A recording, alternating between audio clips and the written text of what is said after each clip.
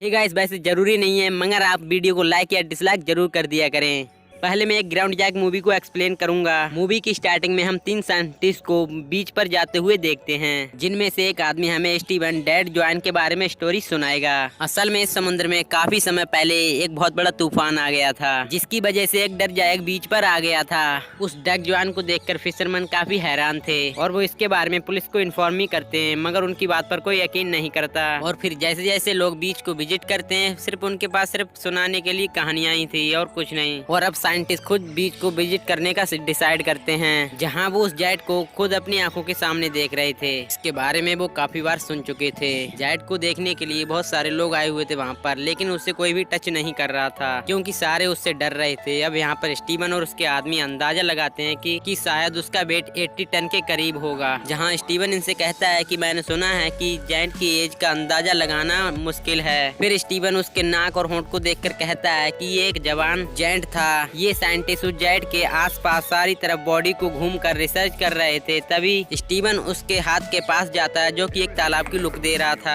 यानी कि उसका हाथ इतना बड़ा था कि उसके हाथ में पानी भरने के बाद वह एक तालाब की लुक दे रहा था, जिसमें छोटी छोटी मछलियां तैर रही थी। स्टीवन का कहना था कि ज्वाइंट के साइज से ज्यादा हैरान करने वाली बात तो यह है कि वह ज्वाइंट अभी भी एडजस्ट करते हैं, और वो बीच पर खड़े हुए लोगों को ज्वाइंट से एडजस्ट करता है और कहता है कि ये तो ज्वाइंट के छोटे छोटे अनकम्प्लीट कॉपी हैं। अभी स्टीवन उसको देखकर हैरान हो ही रहा था, तभी उसकी एक उसके ऊपर चढ़ जाती है और वहाँ पर मौजूद सभी लोगों को बताती है कि यहाँ पर बिल्कुल सेफ है। और ये सब सुनकर वो सारे लोग उस पर चढ़ जाते हैं और वो लोग उस पर चढ़कर काफी खुश हो रहे थे। कोई ज्वाइंट की बॉडी पर जंप कर रहा था और कोई खेल रहा था। और इधर स्टीफन ना ही उसे टच करता है और ना ही इसके ऊपर चढ़ता है। दूसरी तरफ उसकी क्लिप उस ज्वाइंट के बारे में नोट बना रहे थे। और जैसे जैसे टाइम गुजरता जा रहा था, वहाँ उस ज्वाइंट से खेलने के लिए लोग कम होते जा रहे थे, क्योंकि सब लोग अपने अपने घर जा रहे थे। फिर 3 दिन के बाद स्टीवन फिर से दोबारा यहाँ आता है, क्योंकि उसका इसमें इंटरेस्ट बढ़ गया था और उसका दावा था कि इस ज्वाइंट पर नजर रखते हुए उसे कोई भी परेशानी नहीं हो रही है, क्योंकि वो ज्वाइंट उन लोगों के आसपास की रिश्ते ज्यादा जिंदा था। फिर वो देखता है कि वहाँ पर कुछ बच्चे ज्वाइंट के ऊपर स्लैप कर रहे हैं और कुछ खेल रहे हैं। कुछ आदमी तो उस ज्वाइंट को काटने की तैयारी कर रहे थे। फिर वह आज ज्वाइंट के पास ज्यादा देर तक रुकने की तैयारी करता है, क्योंकि वह ज्वाइंट के पास कोई न हो। और जैसे ही वह ज्वाइंट के पास आता है तो वो देखता है कि ज्वाइंट डिस्की होना स्टार्ट हो गया है और उसका हर एक बॉडी पार्ट काफी अजीब दिख रहा है। और यहाँ ज्वाइंट उसके कान पर देखता है, कान पर एक लड़की को देखता है, जहाँ वो लड़की उसके कान का एक चेयर यूज कर रही थी। स्टीफन नोटिस करता है कि उसके फेस से वो वाली लुक खत्म हो गई है, यानी अब वो जवान नहीं दिख रहा। तब वह अंदाजा लगाता है कि समुद्र में उसके बहुत ज्यादा रहने से उसके टी-शर्ट्स खराब हो गए हैं, जिसकी वजह से उसकी बॉडी काफी जल्दी खराब हो रही है। स्टीफन ज्वाइंट के फेस पर एक इंस्पेक्ट देखता है, जो कि उसके मुंह में जा रहा होता है। तभी स्टीफन सोच रहा था कि ये ज्वाइंट की उसके मंजिल तक पहुँचते ही ये ज्वाइंट हो जाएगा। अब स्टीफन बहुत ज्यादा हिम्मत करके उस ज्वाइंट के ऊपर चढ़ता है। ज्वाइंट्स के ऊपर चढ़ने के बाद वह ज्वाइंट्स की बाजू को देखता है, जो बिल्कुल डिग्गी हो गया था और कुछ बचा हुआ पार्ट्स इनसाइड और बाकी बर्ड्स खा रहे थे। यहाँ अब उसकी आंखों के ऊपर एक अजीब सा कवर आ गया था, जो कि उसकी आंखों को भी एक तालाब जैसी लुक दे रहा था। फिर स्टीफन उसकी आंखों में अपना शैडो देखता है और फिर कहता है कि इस ज्वाइंट केडी की तकलीफ उस तकलीफ से कम है जिसे पहनाए ने दी है। उसके बाद वह यहाँ से चला जाता है। फिर नेक्स्ट टाइम जब स्टीफन उसके पास जाता है तो देखता है कि उसकी आंख्स और लेग्स दोनों बिक्की हो चुके हैं और अब वो उसकी बॉडी को गौर से देख रहा था, जहाँ पर ज्वाइंट की बॉडी की इंसाइड की जा रही थी। इंसाइड करने वाले कोई और नहीं बल्कि इंसान ही थे। हालांकि एक ज्वाइंट भी इंसानी की तरह एक लीजर्ड था। जब नेक्स्ट टाइम स्टीफन इंसाइड के पास दोबारा आता है तो वह देखता है कि उस ज्वाइंट का तो सर भी उतार दिया गया है और बर्ड्स और इंसाइड दोनों उस ज्वाइंट को खा रहे हैं। अब सर के बगैर उसकी बॉडी इंसानों जैसी बिल्कुल भी नहीं लग रही थी। अब इसी के साथ स्टीफन और स्टेट बॉडी का रिलेशन भी कम हो रहा था। फिर स्टेट बॉडी ने बनाया था, फिर वह काफी दिनों तक उस बीच पर नहीं आता है। फिर काफी दिनों बाद जब वह बीच पर आता है तो वो ये देखकर काफी हैरान हो जाता है कि अब उसके पास ऐसी कोई भी चीज नहीं रही कि जिसकी वजह से वह इंसान लगे। और वहाँ पर जो रह गया था वह इंसान का एक डिगेज घर था और अब उन सब लोगों का उस ज्वाइंट पे से इंटरेस्ट खत्म हो गया था। अब ऐसे ही काफी महीने गुजर जाते हैं और लोग ज्वाइंट की एंट्री को भी भूल जाते हैं और अब ज्वाइंट की बॉडी के अलग अलग पार्ट्स और अलग अलग डेकोरेशन देखने को मिलते हैं। फिर एक दिन साइकिलिंग करते हुए स्टीफन उस ज्वाइंट का स्कल एक खाली मैदान में देखता है। उसका ख्याल था कि अगर वो इस सिटी को गौर से उसे देखेगा तो उसकी नॉइस और ईयर्स के बॉन्ड्स भी मिल जाएंगे, क्योंकि उस जॉइंट की हड्डियों से बनी डेकोरेशन ज्यादा अच्छी है उन यादों से जो स्टीफन के दिमाग में हैं। अब यहाँ पर उस जॉइंट्स के कुछ बॉडी पार्ट्स को सर्कल में भी रखा गया था, पर अब साइंटिस्ट का कहना था कि जिसने भी उस जॉइंट्स को देखा है वो उसे मॉर्जिस्टी समझते थे जो कि मर चुका था,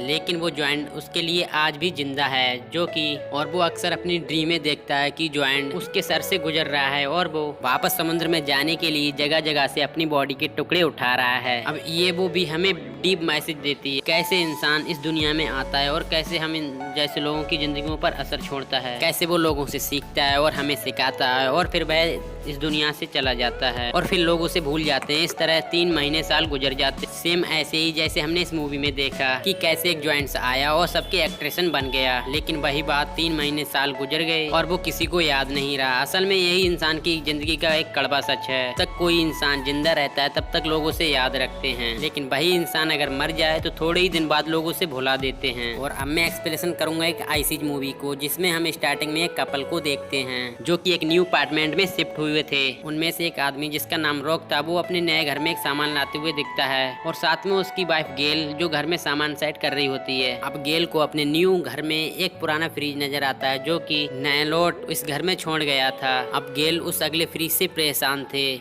पर रोग उसे कहता है कि पुरानी टेक्नोलॉजी में जरूर कुछ अमेजिंग होता है। गेल टोंडिनमी से कहती कि हाँ ये अगली सील इसके ऊपर लगी हुई है। तभी गेल यहाँ पर न्यू फ्रिज रखना चाहती थी, लेकिन रोग उसे न्यू फ्रिज नहीं दिलवा सकता। गेल अपने हस्बैंड की चालाकी को मजाक में उड़ा देती है और अब वो दोनों इस इशू को यहीं पर छोड़कर ड्रिंक कर लेते हैं क्योंकि वो शिफ्टिंग करते हुए काफी थक चुके थे। तभी रोग फ्रिज में आइस क्यूब लेने जाता है और उसे फ्रिज आइस क्यूब से ढका मिलता है। फिर आखिर से वो बड़ी मुश्किल से एक क्यूब निकाल कर अपनी ड्रिंक में डालता है। वो दोनों मिलकर बैठते हैं और अपने नए घर की खुशी को सेलिब्रेट करते हैं। अब ड्रिंक की स्किप लेने के बाद रॉक को आइस क्यूब में कुछ एक्सेप्टर नजर आता है और जब उसे रियलाइज होता है कि वह एक जानवर है तब वह उस पे अपनी आंखों पर यकीन नहीं होता और भाई आइस क्यूब को गेल को दिखाता है और उससे पूछता है कि सच में इसमें कुछ है। गेल जल्दी से नकली फाइन ग्लास लेकर आती है और वो उसमें देखते हैं कि वो आइस क्यूब में फिश देखते हैं। वो इस क्रीचर को देखकर काफी हैरान थे। वो बहुत छोटी सी, वो नोटिस करते हैं कि इस छोटे से क्रीचर को काफी हट किया गया है क्योंकि उन्हें उसकी बॉडी में छोटे छोटे इंफ्राइज नजर आते हैं और ये देखकर वो काफी ज्यादा हैरान और परेशान हो जाते हैं। अब गिया जल्दी से जाकर फ्रिज से सारी आइस निकालती है तो वो देखती है कि इस फ्रिज के अंदर एक छोटी सी बड़ी मिडिल स्मॉल लेजर वर्क कर रही है। फ्रिज का टाइम बहुत जल्दी गुजर रहा था, यहाँ के 1 सेकंड गुजर रहा था तो वहाँ के 1 हफ्ते गुजर रहे थे और वो ये देखकर दोनों हस्बैंड वाइफ काफी हैरान थे और वो ये भी सोच रहे थे कि ऐसा पॉसिबल कैसे हो सकता है और वो भी इन दोनों को बड़े गौर से देख रहे थे और वो छोटे थे इसलिए वो इन दोनों को ज्वाइंट समझ रहे थे, लेकिन फिर भी इन लोगों को इनके यहाँ होने से कोई प्रॉब्लम नहीं थी। फिर कुछ देर बाद रोग उस छोटे से क्रिएचर को अपने घर के प्लांट में दफन कर देता है और वो छोटा सा क्रिएचर जो सबसे पहले इन्हें आइस क्यूब में मिला था, इस बात पर गेन उसका दोबारा मजाक उड़ाती है। इसके बाद वो फ्रिज दोबारा से खोलते हैं तो वो देखते हैं एक मिडिल बहस है अब एक मिडिल एज से एक इंडस्ट्री एज में चेंज हो गया है, वो भी सिर्फ इतने से ही टाइम में क्योंकि वो थोड़ी देर के लिए ही फ्रिज से दूर हुए थे क्योंकि उस शहर में तो अब सदियां ही गुजर गई थी। उन्हें देखते ही देखते कुछ ही मिनटों में वहाँ पर बिल्डिंग्स बन गई थी। ये देखकर रॉक और गेल्स काफी उदास थे क्योंकि वो उस टाइम को मिस कर रहे थे जो उन्होंने स्टार्टिंग में देखा था। वो सोच रहा था कि फिजर केंद्र के लोग उन्हें क्या समझते हैं, क्या वो उन्हें गौर तो नहीं समझ रहे। तभी वो 2 कंस्ट्रक्शन उन्हीं के बारे में बात करते हैं। वो कह रहे थे कि हम इन 2 पागल जेंट्स को रोज देखते हैं और हम उस प्रेवली को भी देखते देखते थक गए हैं जो वेल्स के दांतों में नजर आ रही थी। अब उनके देखते ही देखते पूरी हेस्टल कम्युनिटी मॉडर्न कम्युनिटी में चेंज हो जाती है और वहाँ की सारी बिल्डिंग सुपर स्ट्रक्चर में चेंज हो गई थी और साथ साथ उन्हें छोटी छोटी चीजें उड़ती नजर आती हैं जो रैक को लग रहा था कि वो प्लेन्स हैं और टाइम को गुजरते वो लोग काफी गौर से देख रहे थे। अब रोग स्ट्रक्चर को देखकर काफी सरप्राइज था और सोच रहा था कि अगर ये हमारी दुनिया से रिजेंबल करता है तो मॉडर्न एज के बाद क्या होगा। और इतने ही देर में वो वहाँ पर एक लाइटिंग ऑब्जेक्ट को देखते हैं। अब रोग हैरान होता है कि ये क्या चीज है। वो उसको देखने के लिए उसके करीब जाता है। इसके बाद वो जोरदार झटके से दूर गिरता है। अब गेल उसकी हेल्प के लिए उसके पास जाती है और देखती कि उसका फेस जला हुआ है जिससे उन्हें अंदाजा होता है कि वह एक लॉन्चर था और वहाँ पर आग जल रही थी। ये लोग कुछ सेकंड के बाद वहाँ पर जाते हैं और देखते हैं कि वहाँ पर सब कुछ खत्म हो गया था और अब वो इस फ्रीजर को बंद कर देते हैं क्योंकि अब वो इसको और ज्यादा बढ़ाना नहीं चाहते। अब इसके बाद वो लोग पिज्जा ऑर्डर करते हैं और अपने खाने को एंजॉय करते हैं। इसके बाद तकरीबन 1 घंटा गुजर गया था, अभी तक उन्होंने फ्रिज को खोलकर नहीं देखा था कि वो खत्म हो गया है या नहीं। अब रॉक कहता है कि हमें इस फ्रिज को दोबारा खोलना चाहिए, लेकिन इस बार वो डर रहे थे। वो वहाँ पर सब कुछ खत्म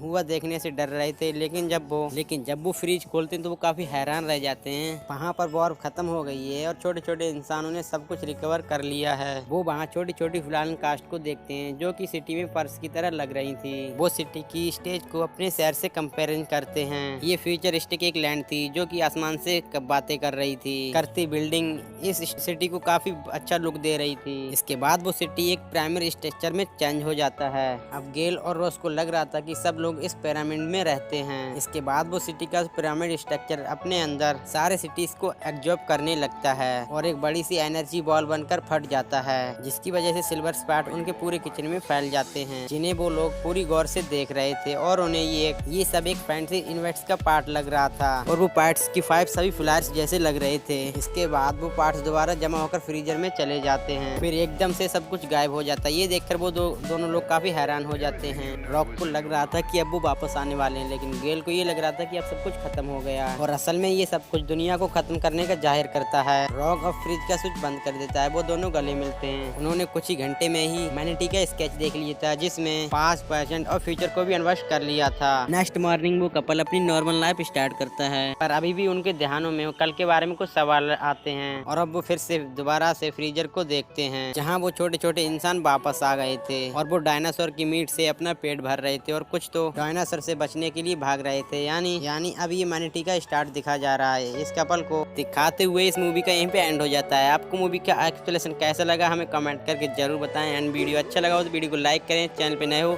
तो प्लीज चैनल को सब्सक्राइब करें, बेल नोटिफिकेशन को ऑन पे सेट कीजिए। मिलते हैं गाइस किसी नेक्स्ट वीडियो में, तब तक के लिए टाटा बाय बाय।